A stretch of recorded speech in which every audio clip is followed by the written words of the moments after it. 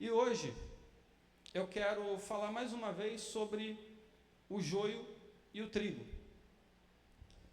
Eu quero ministrar por um tempo sobre o reino. E para falar do reino de forma mais fácil, eu vou usar as parábolas que Jesus contou para ensinar sobre o reino. E hoje nós vamos ler e meditar sobre a parábola do joio e do trigo. Está lá em Mateus 13, de 24 a 30. Pode projetar aí?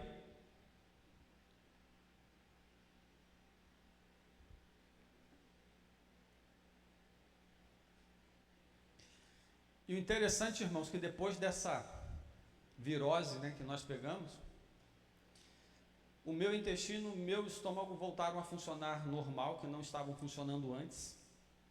A minha pressão, que havia subido um pouquinho, ela voltou para o que era quando eu tinha 30 anos. Devia ter alguma coisa aqui dentro que estava causando toda essa desregulação nos meus órgãos. E como eu botei tudo para fora, quase botei os órgãos juntos, fiquei livre. E meu corpo agora está funcionando como quando eu tinha 30 anos. Aí é aquela história, do mal que vem para o bem. Foi necessário eu passar por isso para me livrar de problemas que há tempo eu venho lutando com eles. Pronto, então vamos lá. Propôs-lhe outra parábola, dizendo: o reino dos céus é semelhante ao homem que semeia boa semente no seu campo. Mas dormindo os homens, veio o seu inimigo e semeou o joio no meio do trigo e retirou-se. E quando a erva cresceu e frutificou, apareceu também o joio. E os servos do pai de família, indo ter com ele, disseram-lhe: Senhor, não semeaste tu no teu campo boa semente? Por que tem então joio?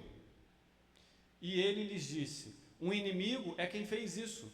E os servos lhe disseram: queres, pois, que vamos arrancá-lo? Porém ele lhes disse: não, para que ao colher o joio, não arranqueis também o trigo com ele.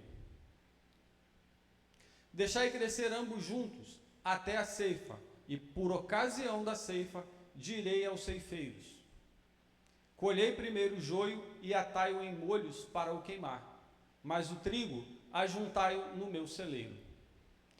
Pula para o 36 agora.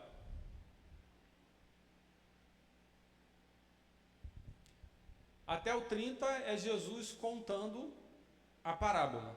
A partir do 36 é ele explicando para os discípulos o que quer dizer essa parábola.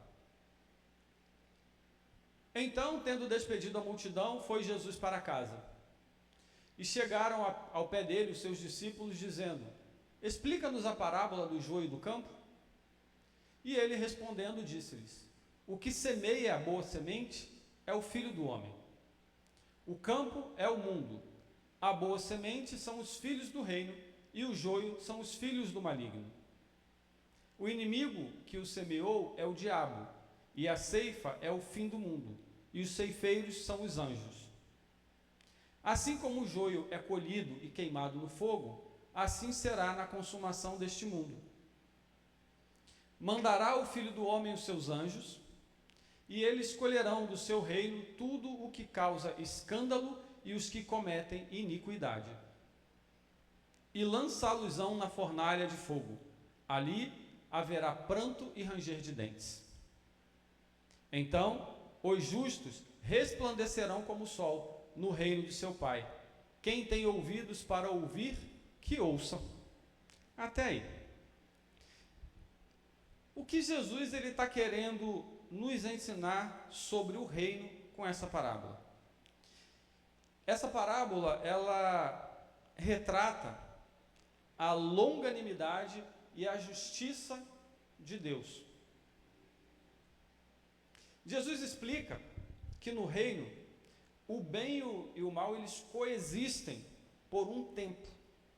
Mas haverá um momento em que Deus vai fazer a separação entre o joio e o trigo.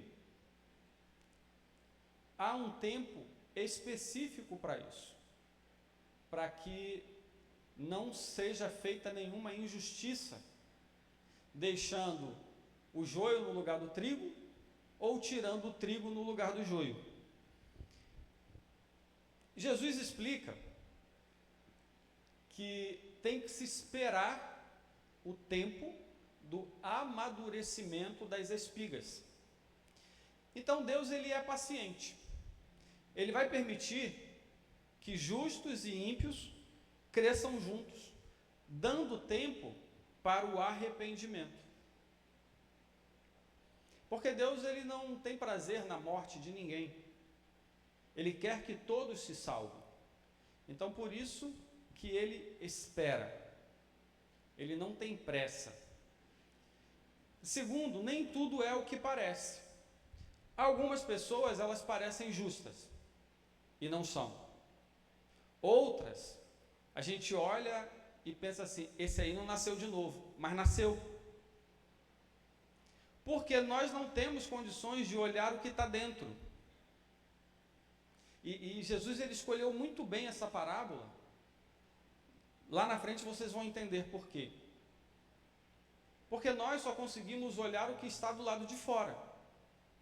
E do lado de fora, muitas vezes, o joio e o trigo, eles são muito parecidos. São bem próximos. E o juízo, ele pertence a Deus. E Deus é justo. Se dependesse de nós, nós teríamos condenado muitos inocentes ao inferno e teríamos deixado passar muito ímpio, achando que era santo. Basta você acompanhar as notícias aí, você vai ver os escândalos que estão aparecendo envolvendo o meio gospel, né? Então tem muita gente que está no altar com capa de santidade, mas é adúltero, é adúltera, é viciado, é mentiroso, mas todo mundo acha que é santo porque está no altar. Mas Deus olha o coração. Eu lembrei agora do testemunho de um pastor que ele era muito usado em milagres, sinais, mas ele era promíscuo, ele era prostituto. Quando ele chegava dos cultos no hotel onde ele ficava hospedado, ele ligava para a recepção e mandava enviar uma mulher para ele. E enquanto isso, ele ficava vendo aqueles sites para maiores de 18 anos, né, aquelas programações na televisão. Só que um dia ele falou que ele não aguentava mais isso, essa hipocrisia, ele não aguentava mais se olhar no espelho. E ele estava indo para uma conferência. E ele fez uma oração a Deus. Senhor, eu não aguento mais viver assim. Me desmascara hoje. Usa alguém no meio do povo para apontar o dedo para mim e dizer tudo que eu estou fazendo de errado. Porque é o único jeito de eu me consertar. Aí ele foi. Ele falou que, para surpresa dele, foi o dia onde Deus mais operou. Levantou uma mulher, uma profetisa no meio do povo. Ele achou assim, é agora que eu me liberto. E a mulher disse para ele, hoje eu vou te usar, como nunca te usei até hoje, para te mostrar que o poder é meu. E eu faço quando eu quero, como eu quero e com quem eu quero. E ele falou que pregou, orou, foi sobrenatural. Quando ele chegou no quarto, ele se ajoelhou e falou, Senhor, eu pedi para o Senhor me humilhar, revelar o meu pecado para eu me libertar, e o Senhor me exaltou, o Senhor fez mais do que já fez em qualquer outros dias. Ele falou que ele não ouviu nada, ele estava de joelhos, de cabeça curvada, ele percebeu um clarão na frente dele. Ele falou que ele abriu o olho, ele só viu os pés reluzentes, ele não teve coragem de levantar a cabeça. Ele falou que o anjo desembainhou a espada e apontou na direção dele e disse: você acha que eu vou envergonhar o meu nome e a minha igreja? Do teu pecado cuido eu. Falou que depois daquele dia nunca mais ele fez nada de errado. Deus não precisou humilhá-lo nem envergonhá-lo. Só precisou dizer para ele o que ia acontecer se ele não mudasse de vida. Ele falou que ele nunca teve tanto temor, que ele nunca teve tanto medo, quando ele viu aquela espada de fogo na direção dele. Mas era um homem acima de qualquer suspeita. Mas Deus conhece o coração de cada um. Então essa parábola, ela nos ensina a confiar na justiça divina e a não julgar precipitadamente, pois Deus conhece os corações e fará a colheita no tempo certo.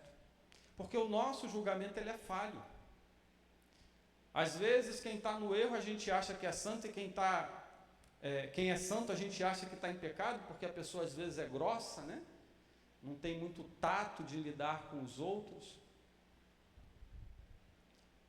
Mas Deus ele é perfeito no seu julgamento.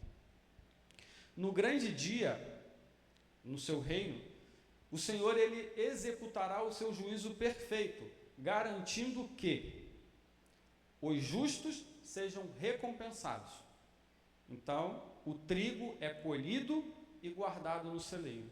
Nós seremos guardados da ira que está por vir e herdaremos a vida eterna. O mal vai ser erradicado.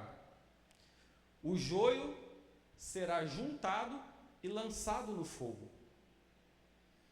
Mas para que isso seja feito de forma perfeita, sem injustiça, é necessário esperar o tempo do amadurecimento. Porque Deus ele não age precipitadamente. E ele dá tempo a cada um para se arrepender. E ele não age de forma precipitada para não jogar ninguém no fogo por engano.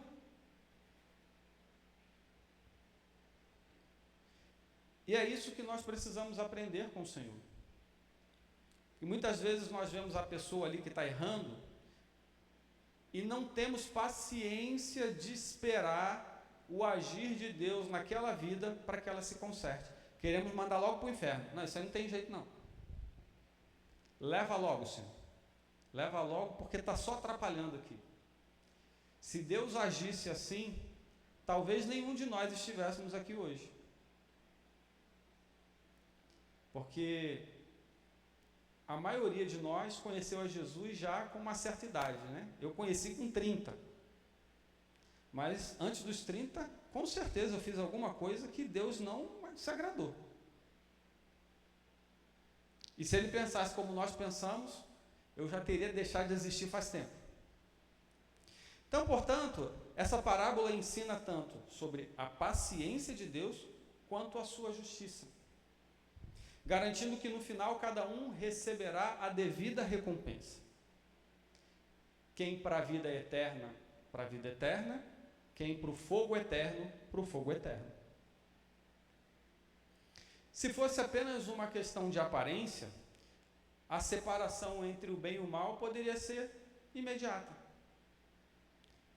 Mas Deus ele está de olho no conteúdo, no que está dentro de cada um de nós. Então Jesus ele nos ensina, através dessa parábola, que precisamos esperar o tempo certo. Há algo que só o amadurecimento irá revelar. Por que esperar? Porque temos que esperar por esse amadurecimento.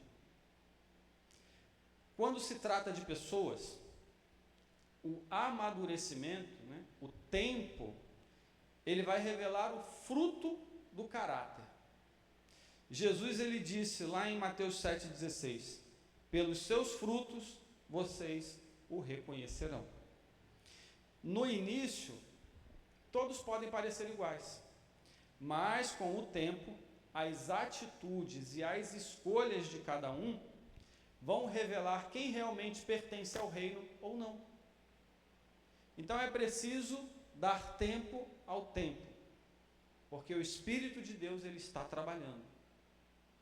E ele vai limpando para que as pessoas tenham a oportunidade de se consertarem, de se arrependerem e poderem herdar o reino vindouro.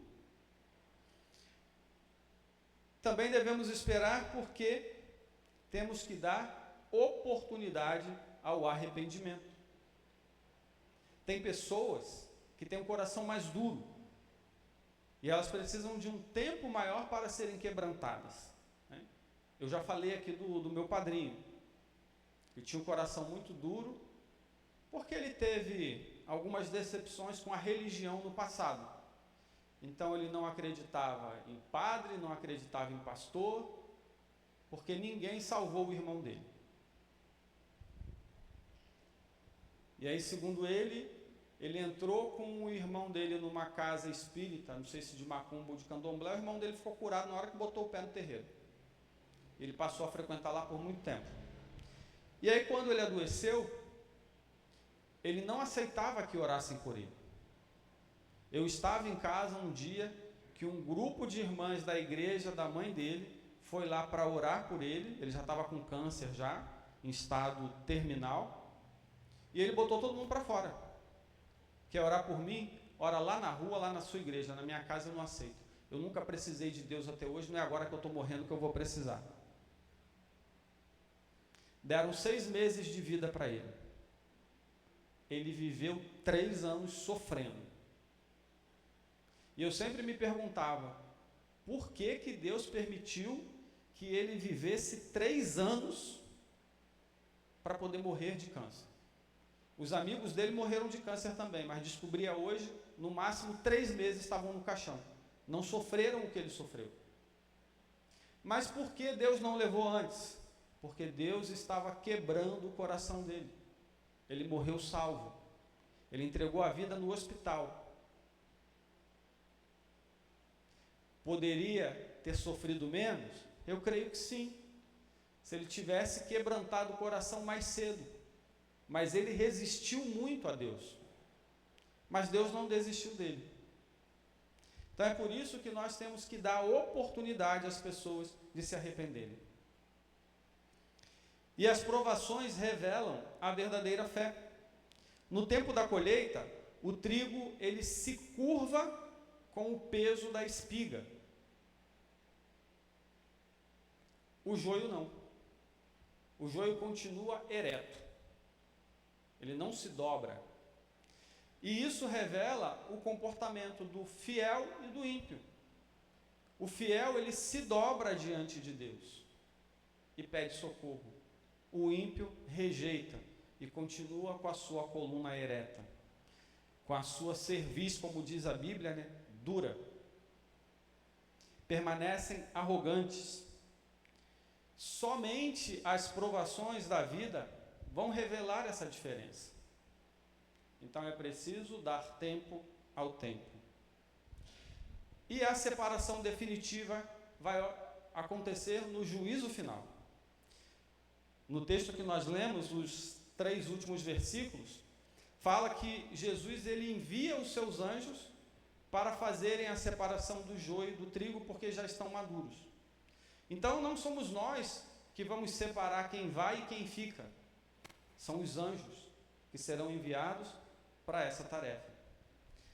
O que realmente vai diferenciar os filhos do reino dos filhos das trevas?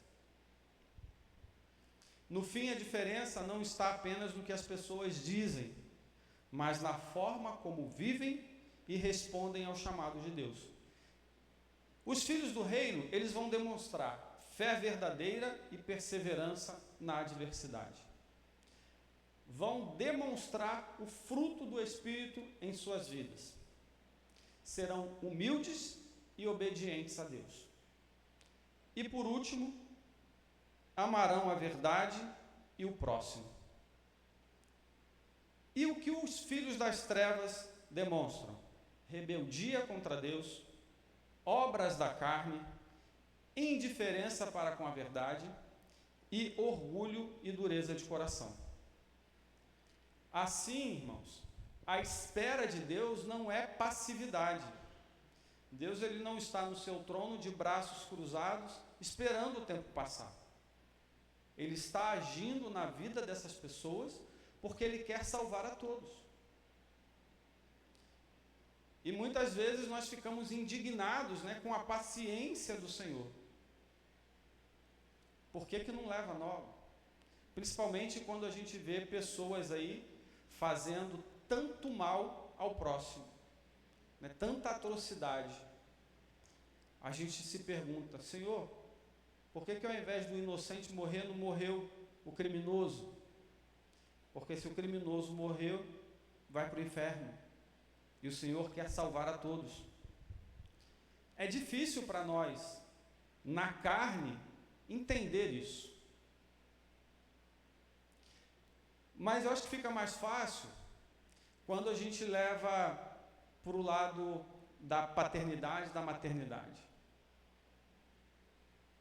Qual é a mãe que, por mais que o filho seja criminoso, quer que ele morra? Não quer. Ele pode ter matado 1000, mas é filho dela e ela quer ele vivo. Por quê? Lá no fundo, ela tem esperança de que ele vai mudar. Assim também é com Deus. Ele dá tempo para que todos se arrependam e mudem de vida. Um exemplo que a gente pode dar para os nossos dias, para entender melhor isso. Imagina uma escola. Todas as escolas são assim, né? Então, não é nem difícil imaginar. Onde você tem ali aqueles alunos que vão só para bagunçar, para tumultuar, não querem aprender nada. E tem aqueles que são aplicados, que dá gosto de você ir dar aula. Eu dei aula uma vez aqui em Santa Teresa, que eu só ia para aquela escola dar aula por causa de 3 alunos. Porque eles queriam aprender. O restante estava ali por obrigação, não estava nem o que você estava ensinando. Mas por causa daqueles 3, eu preparava a aula, eu ia com alegria dar aula para eles, porque tinham 3 ali interessados. Então toda escola é assim. O diretor, ele poderia, para ganhar tempo e poupar trabalho, já reprovar logo todo mundo no início do ano que não quer nada. Mas o que ele faz?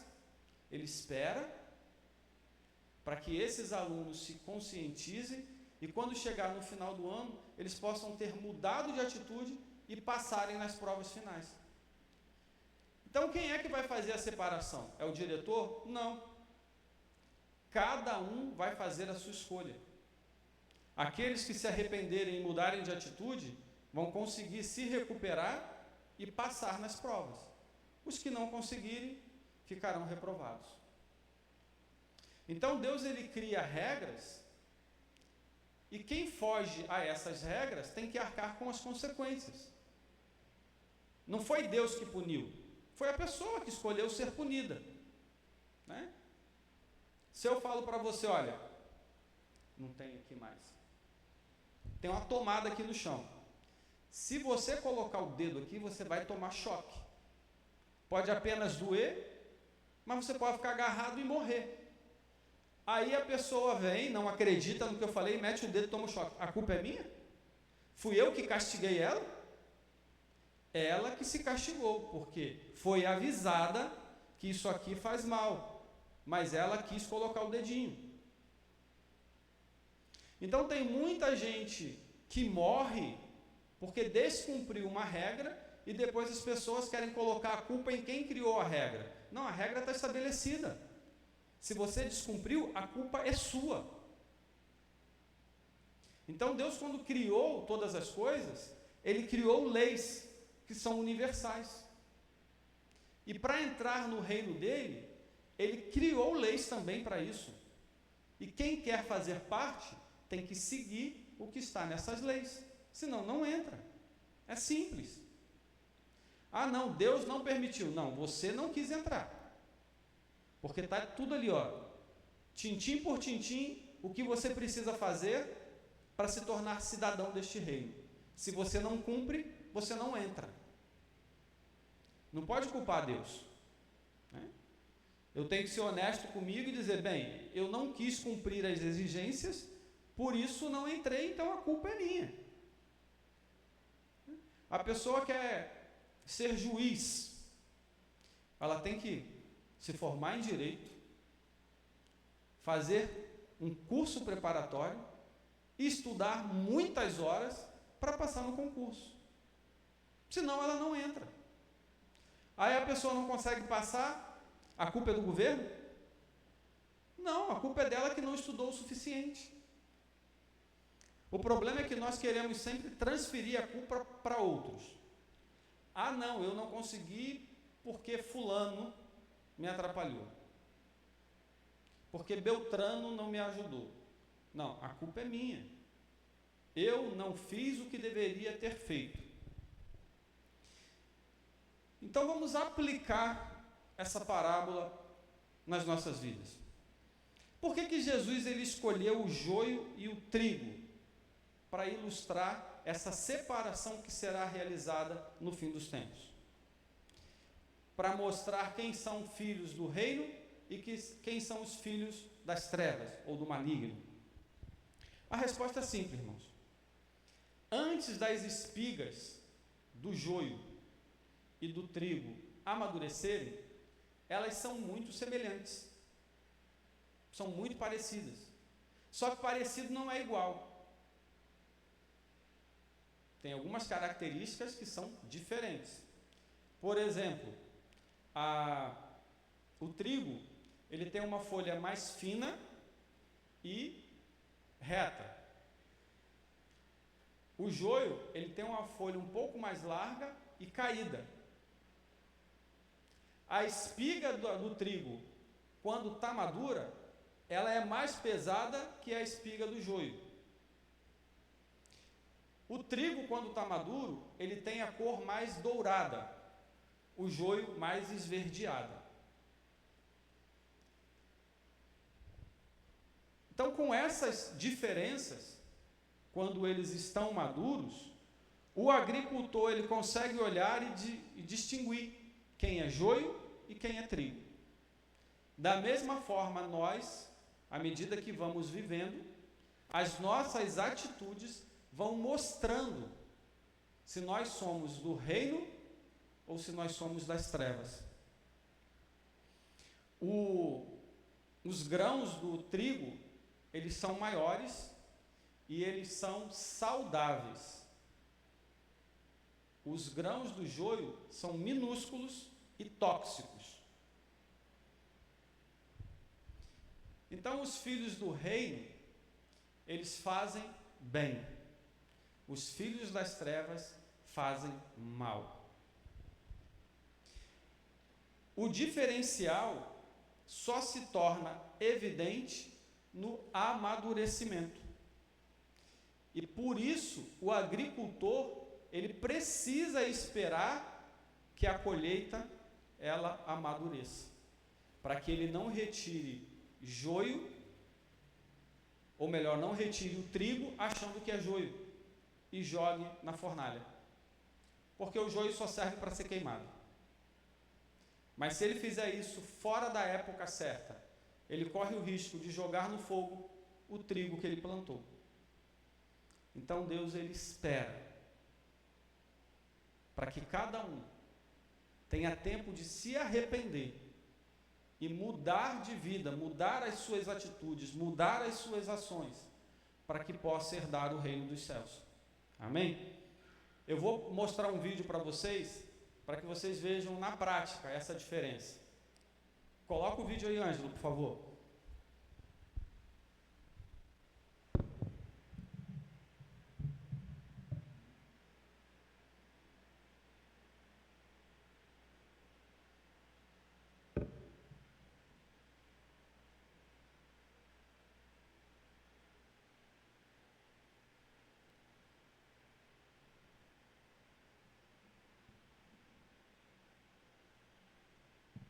Ele amassou o joio. Olha o que sobrou na mão dele depois de amassar a espiga do joio. Nada. Agora ele vai amassar o trigo.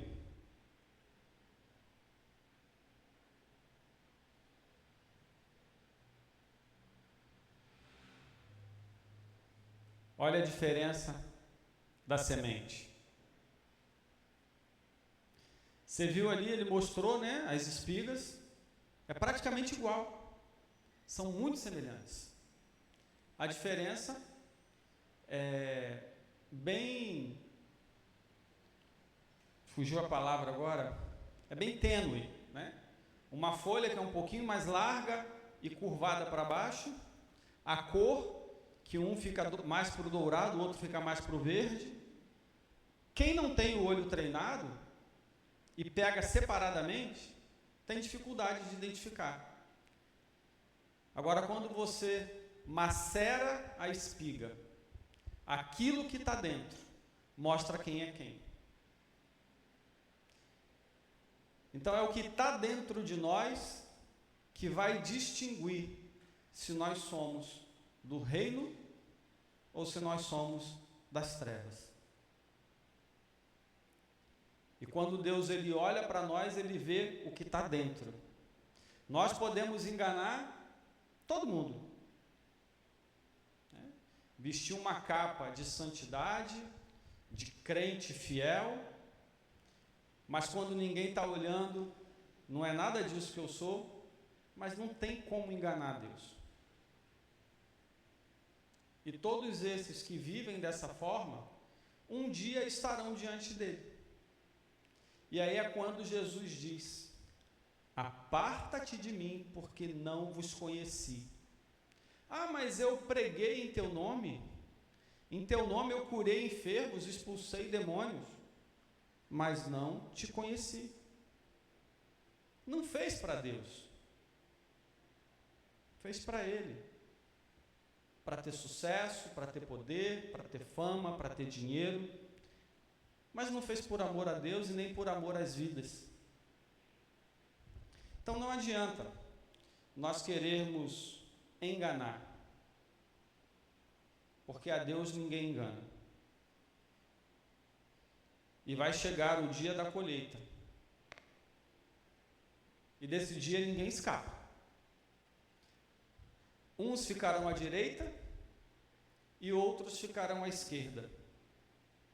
E aqueles que ficarem à esquerda ouvirão: malditos para o fogo eterno.